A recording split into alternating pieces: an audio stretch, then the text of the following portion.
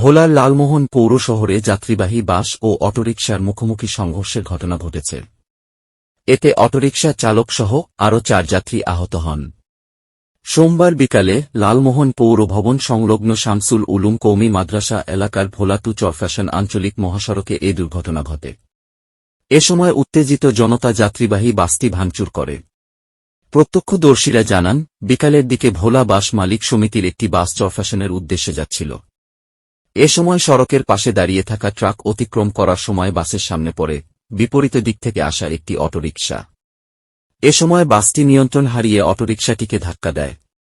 ফলে অটোরিকশায় থাকা চালকসহ যাত্রীরা গুরুতর আহত হন।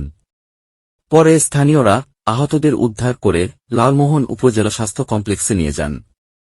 আহতরা হলেন লালমোহন উপজেলার ধলিগৌরনগর ইউনিয়নের মঙ্গলসিকদার এলাকার বাসিন্দা অটোরিকশার চালক মোহাম্মদ সুজন, অটোরিকশার যাত্রী ও কালমা ইউনিয়নের চোরচকিনা এলাকার বাসিন্দা মোহাম্মদ সেলিম, বদরপুর ইউনিয়নের চরপাতা এলাকার বাসিন্দা মোহাম্মদ নান্নু, লালমোহন পৌরসভার ৩ নম্বর ওয়ার্ডের বাসিন্দা মো.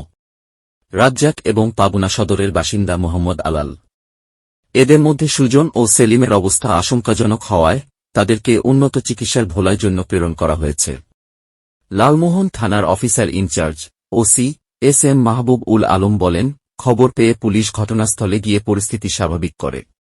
এছাড়া বাস এবং অটোরিকশা উদ্ধার করে থানা হেফাজতে রাখা হয়েছে। এ ঘটনায় বাকি আইনি ব্যবস্থা প্রক্রিয়াধীন রয়েছে বলেও জানান তিনি। পাশাপাশি আজম ভাই আসছে লালমোহন থানা এবং বিভিন্ন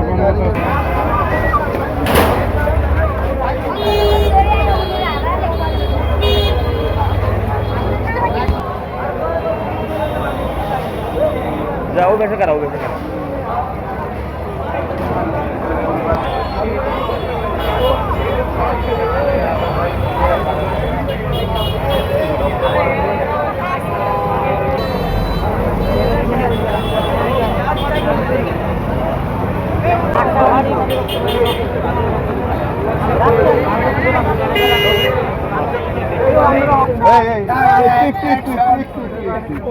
বলে বাস মালিক সমিতির সভাপতি সেক্রেটারি ওর বাবারাই